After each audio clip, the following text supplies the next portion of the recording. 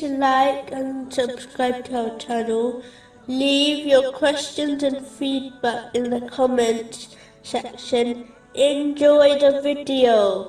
Narrated Abu Bakr, may Allah be pleased with him, the Holy Prophet Muhammad, peace and blessings be upon him, said, 3 times, "Should I tell you about the biggest of the great sins?" They said, "Yes, O Allah's Messenger." He said, "To join others in worship with Allah, to disobey parents." The Prophet then sat up, after he had been resting back, and said, "And I warn you against giving a lying statement," and he kept on saying that warning, till he thought he would not stop. This narration is found in Sahih Bukhari, number 2654. Some sins are small, and some sins are major. But it is important for a Muslim to stay away from all sins. If we commit a sin, we must ask Allah, the Exalted, to forgive us, and try not doing it again.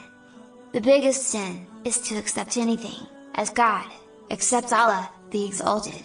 He is no partner or helper. All power belongs to Him.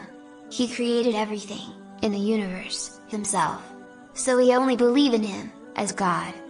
It is important not to disrespect our parents. If they tell us to do something good, we should do it, as pleasing our parents makes Allah, the Exalted, happy.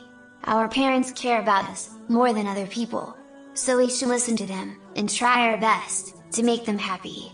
We need to show this in our actions, and through our words. The last thing, which is very important, is that we should not lie.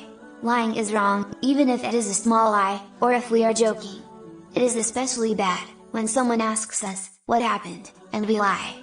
Like when our teacher asks us about something that happened during a lesson, we should tell the truth. Lying only causes more problems for us and other people.